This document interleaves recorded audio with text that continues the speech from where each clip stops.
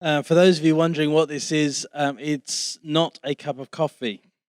There was a French artist, René Magritte, who famously painted a pipe and underneath it wrote, "This is not a pipe." Of course, he did it in French. And his point he was making was, it's not, is it? It's not a cup of coffee. It's a picture of a cup of coffee. Things are not always as we seem, and we can easily assume stuff and we can not think further than the end of our nose. But sometimes we do have to dig deeper into what truth really is. The truth is, that's not a cup of coffee. What you just drank may have been a cup of coffee. It may have been Ricoffee, in which case it also wasn't a cup of coffee. Also wasn't paid to say that. Okay, let's move on then into the next half of what's happening. There we go, we're clicking again. Awesome. So just to recap, truth can be known. Truth exists, it can be known. Truth, we meet it in the person of Jesus, and truth is revealed in the inerrant Word of God. But that's not something people want to believe anymore. But what's changed from the earlier part of the Enlightenment to now is that rather than saying you're wrong, they'll allow you to think it and say it's okay for you, but it's not okay for me. And this is what we call relativism. Essentially, the big move, the change from modernism to postmodernism, probably most of it could be tied down to this idea of relativism, the idea that actually things fracture, things fragment. We see it in art, and I'll show you just now. But basically, more than one right answer can exist. That's where we've arrived at. I Googled 17th century art. Okay, so you Google 17th century art, it comes up very small on your screens. But essentially, you've got a few recognizable ones there. We've got Thomas Smith, we've got Caravaggio, we've got Bruegel the Elder, Judith Lacey. Got the girl with the pearl earring down here, you'll recognize that, and various pictures. But you can see pretty much all of that art, all of it from the 17th century, is kind of the same kind of thing. You'd say there's a look that defines the period, wouldn't you? I mean, it's all pretty realistic. Obviously wearing all the same stuff, but that was just what fashion was at the time, so don't go too far down that road. But it's all fairly realistic. The people are all sat in similar poses. There's nothing very alarming or exciting happening, except Judith slicing someone's head off up in that second picture along from the left there. But there's nothing very dramatic, exciting, or weird happening. Visually, it's not challenging us in any way. Okay, and you could say that everything kind of looks the same. It's the same style, perhaps. You might use that word. Okay, then I Googled 20th century art. This then is 20th century art. Now, try and find the coherent thread here. There isn't one. You've got Cubism and Impressionism. You've got sort of hyperrealism. You've got pop art. You've got surreal art. You've got all sorts of things going on. We've got Andy Warhol with his Marilyn. Now, what's different between the 17th and the 20th centuries? Well, here we have so much variety. And of course, in our supermarket shopping sort of mindset, we go, well, variety is good, isn't it? What is it? There's 100 right answers here to what art is. In the 17th century, there was one. What's actually happened is life has just gotten a whole lot more complicated. There's 100 right answers to every question. No one's going to tell you you're wrong. They're just going to tell you you're expressing yourself.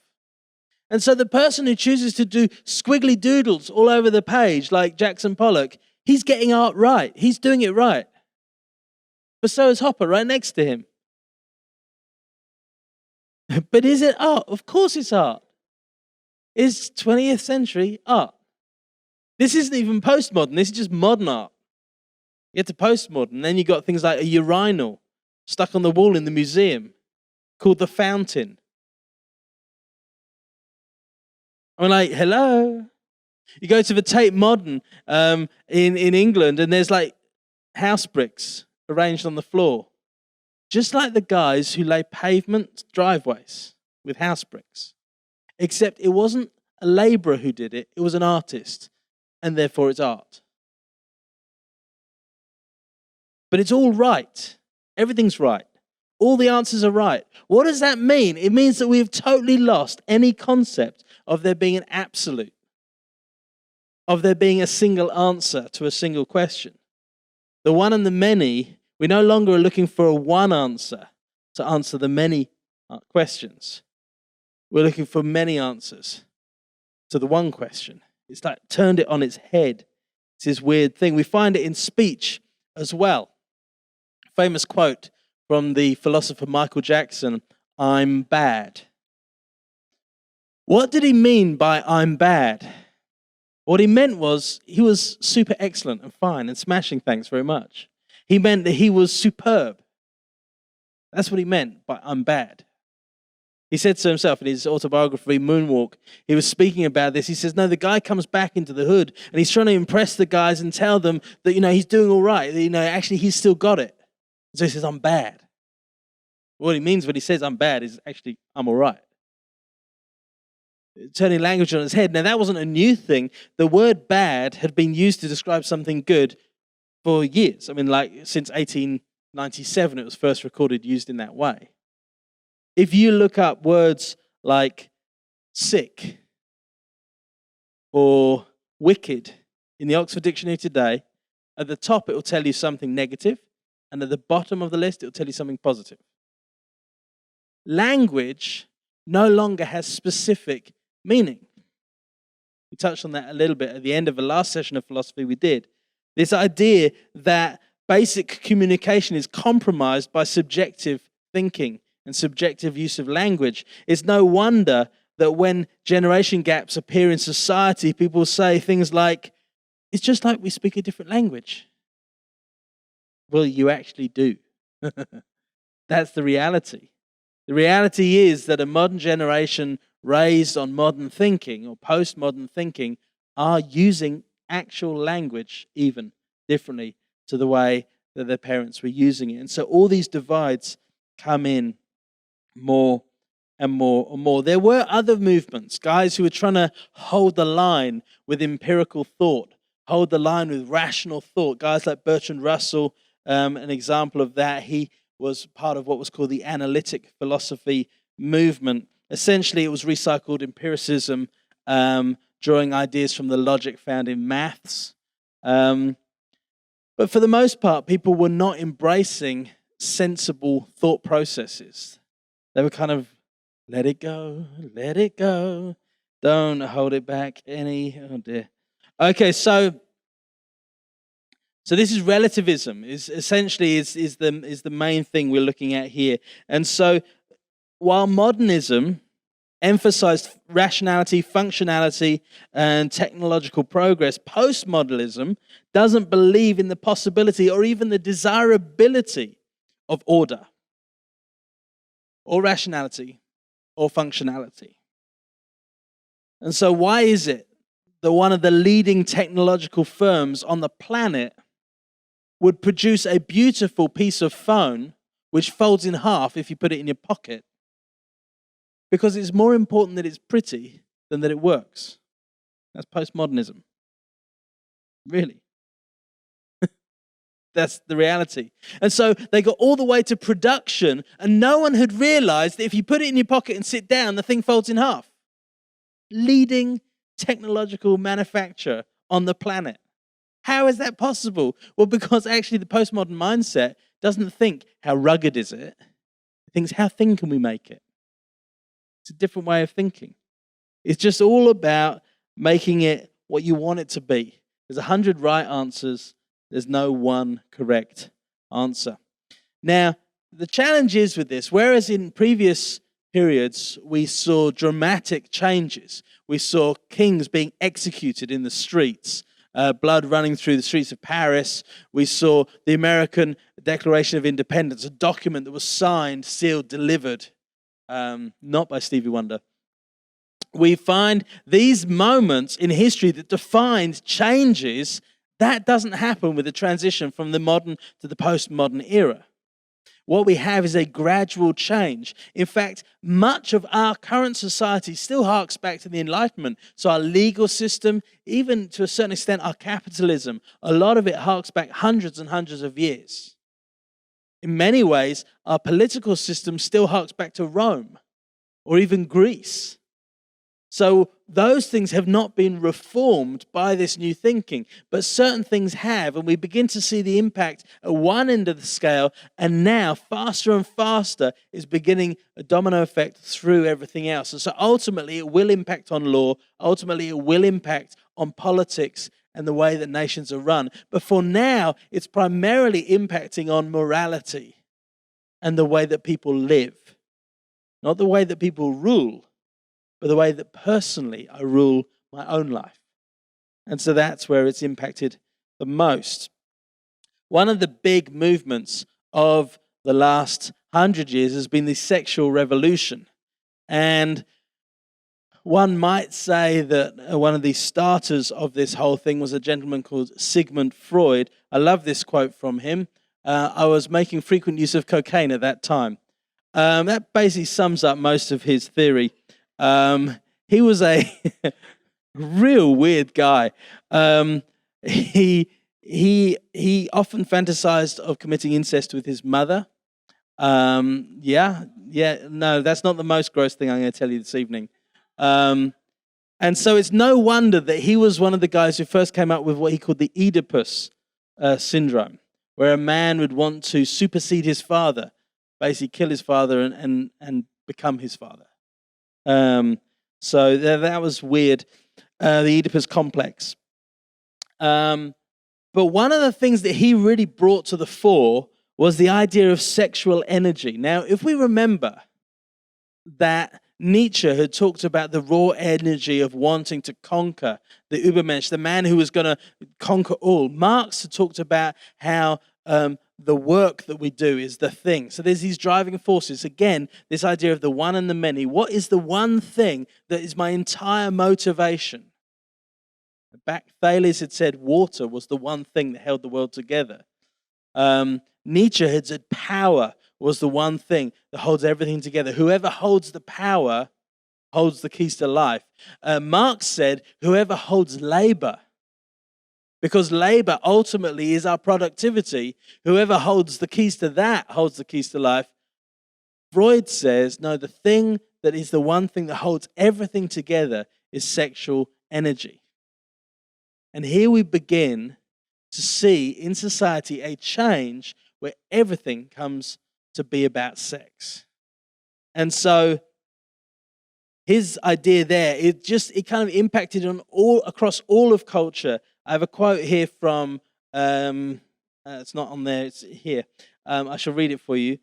N.T. Wright, he said, when Freud became popular, filtering down into mainstream culture in novels and plays, people began to speak of the erotic impulse, often called the life force, precisely in the way that they might, centuries before, have spoken of a divine command.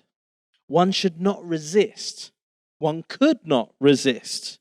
It would be hypocritical and wrong. This essentially is the inherited wisdom that we get from Freud. The idea that if we don't obey our sexual impulses, we're being hypocritical. Now, if you think about that, we're hearing it a lot at the moment from certain quarters of society. I was born this way. If I don't go with this, I'm being a hypocrite. If I don't go with this, if I don't behave in this way, I'm not being true to myself. Well, that's okay. Paul says, die to yourself. Jesus said, if anyone desires to come after me, they should take up their cross and follow me. Paul said, I die daily. We don't find it in Scripture that we need to be true to ourselves. We need to die to ourselves. So that's okay. You don't need to worry that you're a hypocrite if you're dying to yourself. The Bible never called anyone a hypocrite for dying to themselves.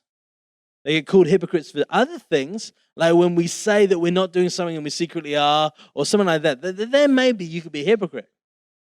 We don't get called a hypocrite for not being true to yourself. Because remember who yourself is? Yourself is so messed up. Yourself is born in sin, conceived in sin. Yourself is so wrong on so many levels. One should never trust oneself, should one? So, anyway, Freud was fairly convinced he'd got this right, and he told everyone else all about this. And because, again, the itching ears, everyone wanted to believe it, so they believed it. It was their choice. It's where people ended up going. This gentleman, Alfred Kinsey, now he was an interesting piece of work. His statement that the only unnatural sex act is that which you cannot perform, strange statement to make. Basically, he was a anything can and will happen kind of guy. Now, he's often called the father of the sexual revolution. He was born into poverty, often sick growing up. His parents were devout Christians, and his father was very strict and didn't really approve of his line of career choice. He wanted him to go into engineering. He chose biology. He became an expert on gall wasps, which I'm sure is thrilling, and then turned his attention to human sexuality. Now, on the surface, he was a very boring, normal, suburban professor, wife, kids. But that actually wasn't who he was. As a young man, Kinsey had been ashamed of his homosexuality. After his marriage, he continued to have sex with other men, as did his wife. They had what they would have termed an open marriage. He had field trips to Chicago and New York, which put him in touch with a thriving gay subculture, and he felt very happy and at home there. He would do some very strange things while masturbating, like shoving straws inside himself, which you know this, I'm telling you this, because these are the people who have shaped our society. He went from straws and pipe cleaners to toothbrushes and other things that continued throughout his adult life. Now, this informs us as to the nature of his own thoughts regarding sexuality. Remember, we can all look at the same thing, but depending on the glasses we're wearing when we look at it, we will see different things. That's very important we understand that. So to understand the research, you have to understand the man doing the research. That is also very important. There's no such thing as a person who isn't biased. Someone says, you're biased. You say, well, yeah, but I acknowledge my bias. Do you acknowledge yours? They say, no, I'm impartial. I'm a scientist. Do you believe in God? No, then you're biased. No, well, you're saying you have to believe in God to not be biased. I said, no. Someone who believes in God is totally biased, but at least they know they're biased. You think you're not biased. You see, this is the whole thing. So now we see this guy. Now, I'm not judging who he was. I'm just saying that is who he was. That's documented. It's fact. It goes down in history. We know these things about him. It's there. You can Wikipedia it if you want to. So this is the guy he was. His routine observations and things, his research would often involve him participating or observing sexual activity with co-workers or interviewees. He justified this in the name of scientific objectivity. This was the guy he was. However, unfortunately, this only came out long after his findings were published, and therefore it didn't impact on the initial reception that his findings had. What we do find out afterwards is that his data was all very skewed. Much of his data was supported by very, very small samples of the population. And the samples of the population that supported his data were very skewed samples. So mostly ex-convicts, convicted rapists, convicted pedophiles, people from the homosexual community who obviously have a prevalence toward that kind of behavior. These were the people he was mixing with. These were the people he used for his research. Most sickeningly, he often worked with rapists and pedophiles to research things to do with young children. He developed a paper which documented so-called observations of orgasm in over 300 children between the ages of 5 months and 14 years. Now, these are reports that were then taken and used by the governments of the day to decide how to proceed with new laws and things are being put in place. Now, you just got to stop and think, who thought this was okay? Who thought that reading a documenting orgasms in a 5-month-old, who thought that was normal? As we saw with the paintings, there's 100 right answers these days. And so, of course, it's normal. Of course, it's normal that someone would think to do this, right? Not according to our biblical worldview, but according to the prevailing view of the day and of this current age, this was fine. Over 300, perhaps as many as 2,000 children were molested during the studies that he did, often by parents or school teachers who were being paid to do it.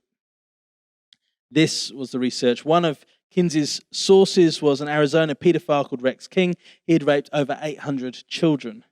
Another was a Nazi officer during the Second World War, Dr. Balusek. He was later tried for war crimes and for crimes relating to his pedophilia. But it turns out that Kinsey had actually been asking him for specific information, and he would do specific research using child subjects, and he would get the kind of data that Kinsey wanted. Sadly, all of this only came out years later. At the time, when Kinsey published Sexual Behavior in the Human Male, 1948, and Sexual Behavior in the Human Female, 1953, both reached top seller, bestseller lists and turned Kinsey into something of a celebrity. In his interviews, he played a detached and objective scientist, married with children, nothing to alarm the American public, and so they ate up his findings. They had no idea what was going on beneath the surface. It's been said that the sole purpose of Kinsey's various studies was to legitimate any and every kind of sexual activity, from adultery and homosexuality to pedophilia and bestiality, or bestiality, however you say that word. Basically, the guy was not living according to Christian ethics, and so he didn't provide data that supported Christian ethics. It is ironic how he died, and you can find that out on Wikipedia. So, what this led to was a movement called sexual liberation. Because, of course, living safe, and according to the Bible, and principles laid down by God, isn't being free, according to this current age, which says, I can only find light if I turn out the light of God and stumble in the darkness. Remember, that's the age we're living in, where they get rid of God and call it enlightenment, and the moment we have God, they call it the dark ages. That's the age we're in. And so they say, no, we're going to find our freedom in getting rid of God's standards. And so this ongoing conversation develops around sexuality. It leads to an increase in sexual things happening, increase of affairs, extramarital affairs, premarital sex, increase of people participating in homosexual activity. The lie that everyone is doing it is instrumental in the increase. You see, because you know how it is at school. If you think everyone's doing something, then you want to do it. You think, well, why should I be left out? Kinsey's reports basically said everyone's doing it, so you might as well join in the party. The reality was that was a massive, massive lie. It just simply wasn't true. He was taking very skewed data and providing a very unbalanced viewpoint. But people believed it. The nation believed it. America believed it. And America, whatever America does, the world soon copies. And so this happened. One of the things he claimed in his research, he claimed that 10% of Americans identified as gay. The reality at the time was that closer to 2% of Americans identified as gay. But because now they were hearing that 10%, all kinds of laws and things needed to be changed to accommodate for this growing number of people. Does that make sense? Now, I'm not at this moment judging what was right and wrong here. I'm just saying that the data used to make the decisions that were made was not accurate data. And the reason is the guy providing the data had an agenda. And he had a particular way of looking at things. We need to be aware of these things.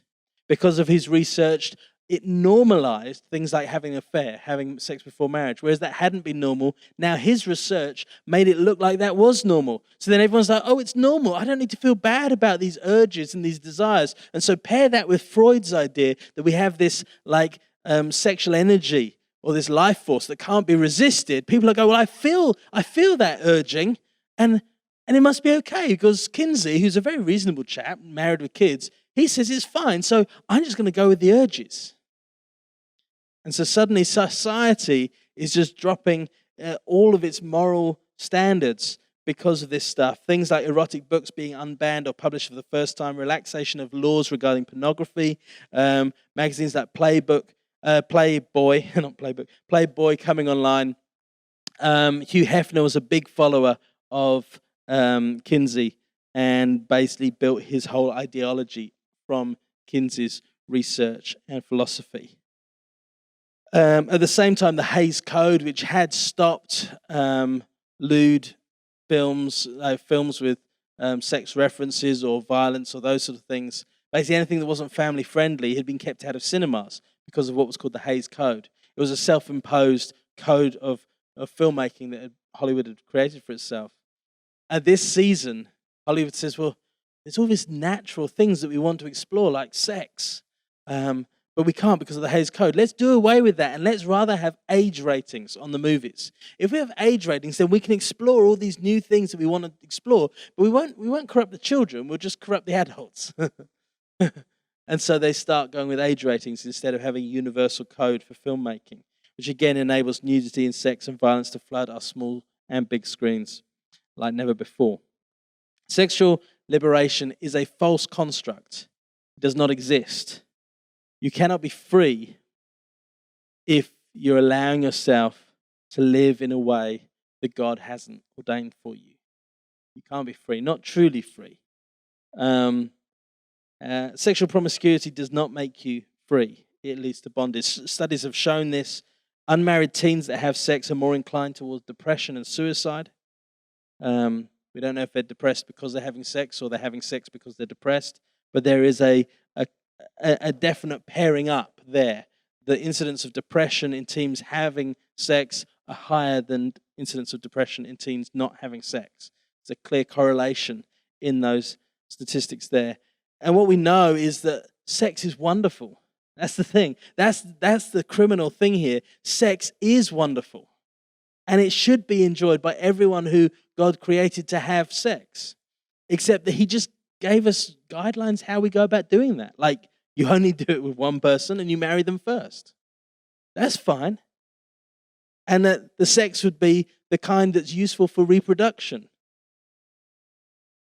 There's only one kind of sex that works for reproduction.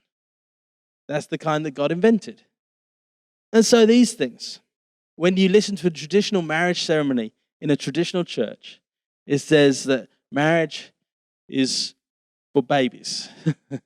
Marriage is for companionship and binding together. It's been understood for hundreds of years. That's why marriage exists. And that 1600s and longer, the church has known these things and has taught these things and still holds by these things, hopefully for the most part. But there was other movements. It wasn't just these kind of movements. There was feminism was coming up. And whilst on the one hand, there were good aspects to the feminist movement, for example, women getting the vote, women's suffrage movement had worked through that and got the vote in the UK in 1928, America in 1920, and South Africa waited till 1933. But hey, they still got the vote. And then, of course, that was only some of the women. And then they fixed all that in 1994. But there was good aspects, but there was also negative aspects. You see, in the Bible, in Genesis, God creates man and he creates woman. He says male and female he created. In his image, in the image of God he created them, male and female he created them. And so there was these two people, but they weren't the same. They were both equally the image of God, but they weren't equally the image of each other. They were different and they had different roles and different function. And so what happens is, in the feminist movement started as saying we want equality. So, for example, 2 world wars. what happens? All the men go to war, all the women go into the factories. The moment the war's over, all the men come back, they take their jobs back in the factory, the women all get sent home. Look after the ladies, do the washing up. Typical thing. Now, of course, the ladies start to resent that. And then with the increased industrialization after the Second World War, unlike the First World War, there wasn't a depression. There was actually a bit of a hike in things, and the economy took a soar. And so suddenly women were needed in the factories. They all pulled in, but they're getting literally half the salaries of what the men are getting, and they fight for their rights. And if you've watched that movie that was released recently, Made in Dagenham, it describes that moment in English history when women finally got equal salaries in the workplace. It's a big breakthrough. And you say, well, no, that's good. And there's nothing in the Bible that says that shouldn't be happening. Of course, women should be treated equally. But what happened was, instead of being treated equally, what they wanted in the end was to be treated the same. There's a subtle difference. You see, equality and sameness, two very different things. Ask the Olympic Committee. There's only one discipline of the Olympic Committee where men and women compete against each other, and that's equestrian sport, because it's all about the horse. It's not about your physical strength. But the Olympic Committee will tell you, no, there's a difference between men and women. A gynecologist will tell you there's a difference between men and women.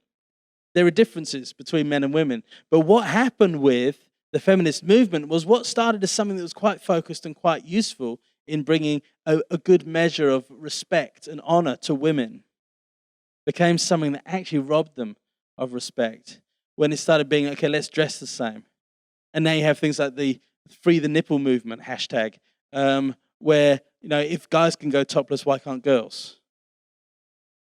Now in New York City, it's actually okay. Girls can go topless in New York City because they passed laws to protect that right. Because, well, why not? Now, that's a little strange. That's a little different. The Bible has things to say about that kind of stuff.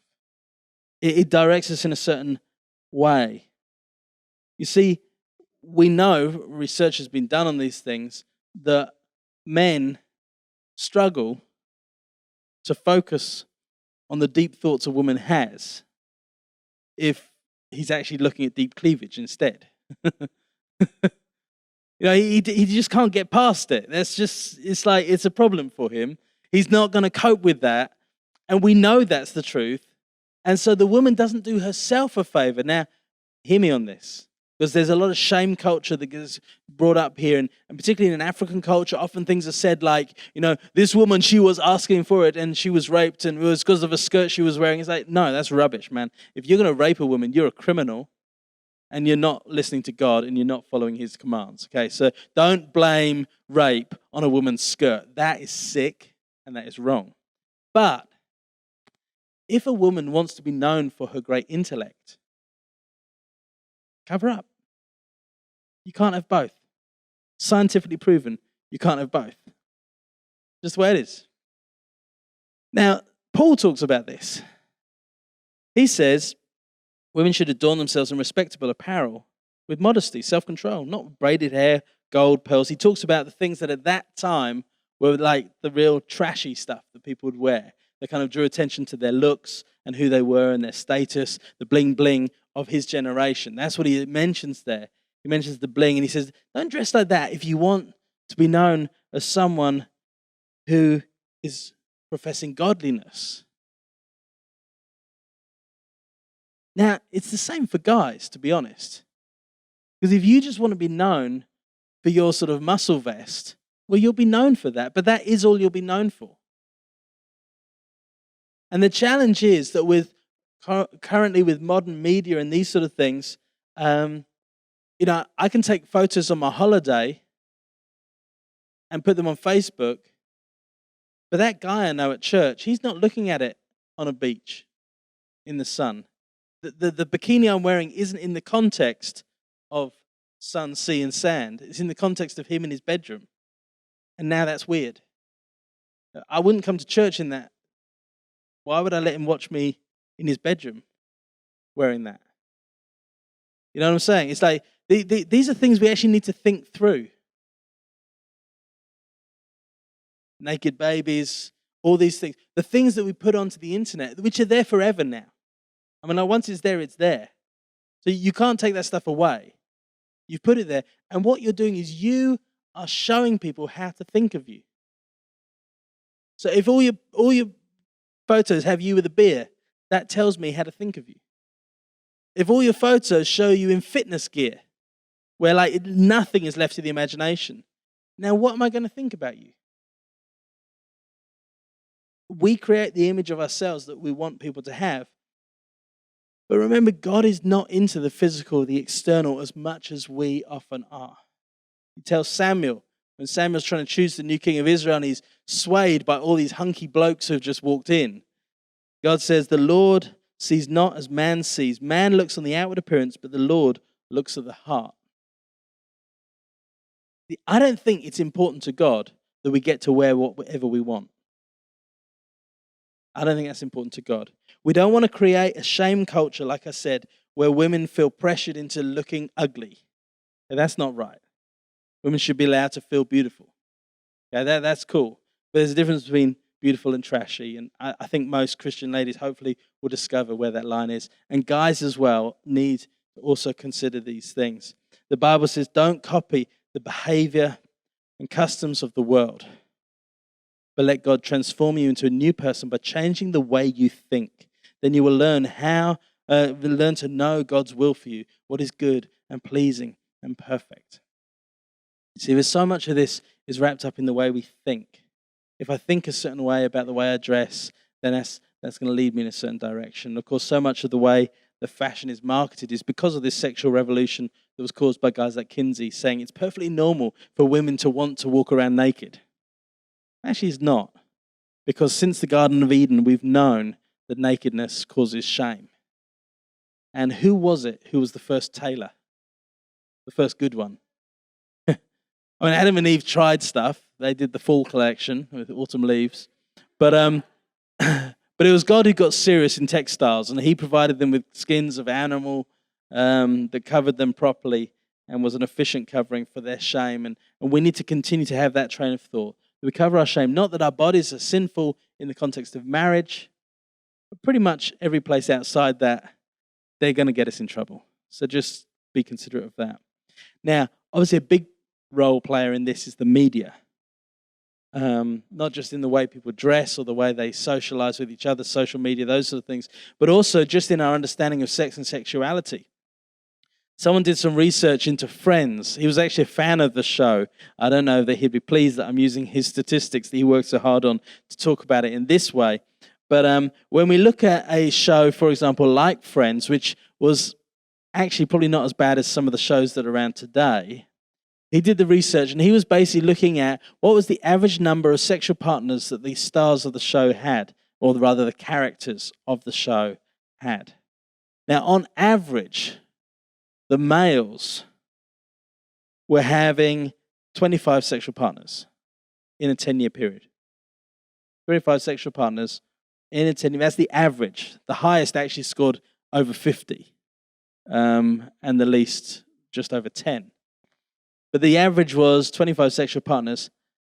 The average female on the show, again, the highest scored over 40, but the average female was around 20 sexual partners over a 10-year period.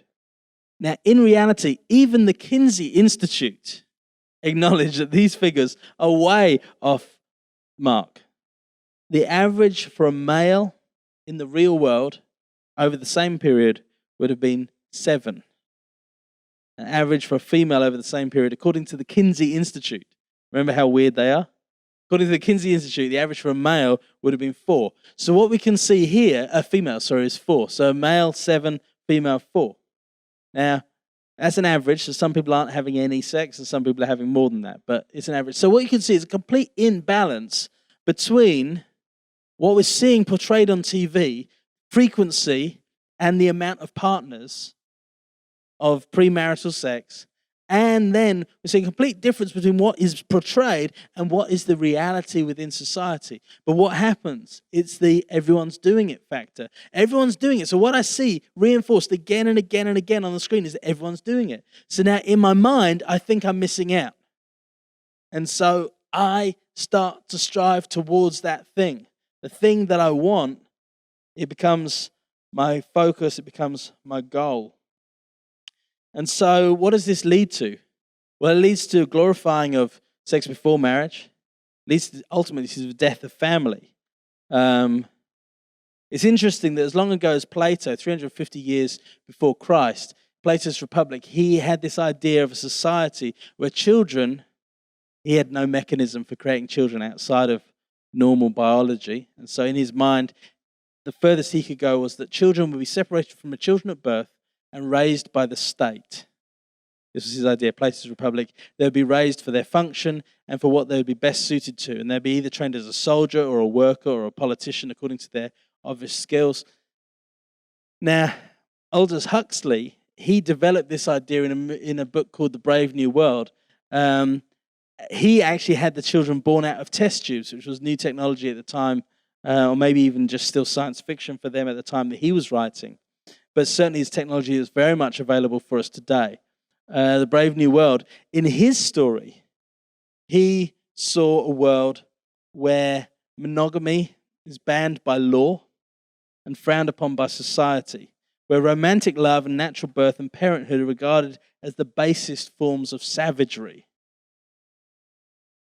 We're moving towards that world as we speak. Sex outside of love. In the last 10 years, there's been 2 movies about friends with benefits. The idea that you can have a sexual partner who's not a love interest, but just someone who you meet with to have sex with. That was the whole idea in Aldous Huxley's Brave New World.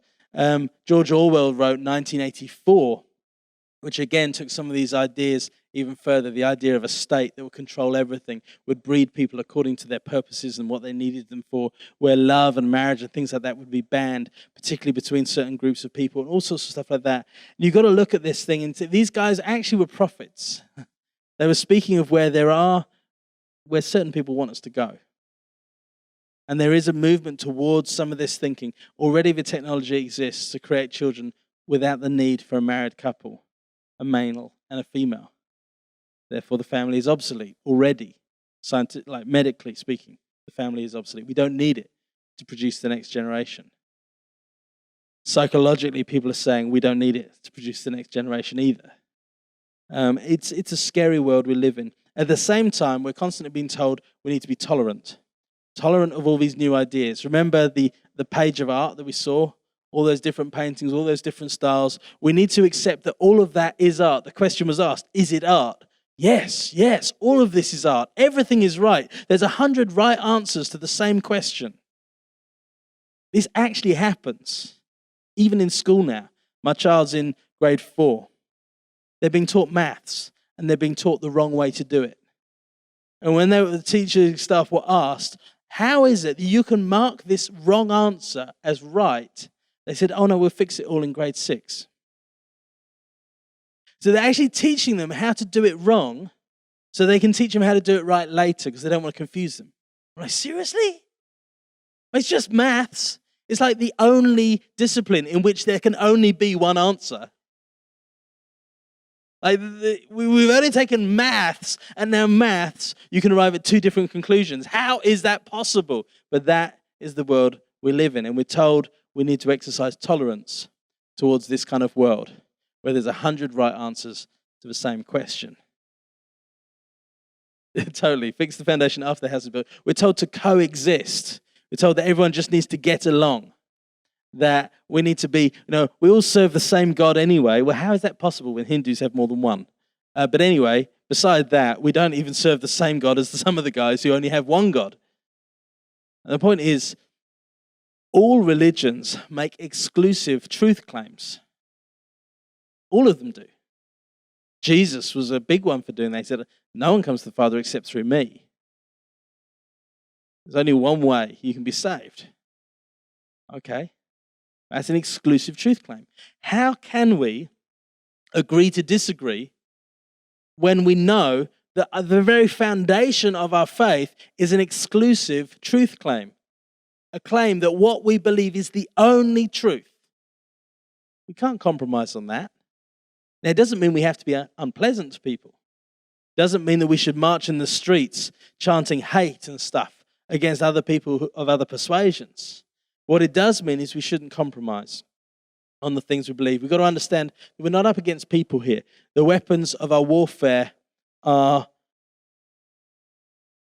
not of the flesh. They have divine power to destroy strongholds. We destroy arguments and every lofty opinion raised against the knowledge of God and take every thought captive to obey Christ. We're not called to be passive or tolerant in the way the world wants. We need to understand that tolerance, for it to exist, needs opposing opinions. If I say to you, do you support the Stormers? And you say yes. And I say, I support the Stormers too. Then I'll tolerate you. Hang on, there's no toleration required because you're both supporters of the Stormers. You're going to watch the match together. You're going to be cheering for the same team. There is no tolerance required. If I say you support the Springboks, yeah. You support Japan, yeah. Okay, now tolerance is required.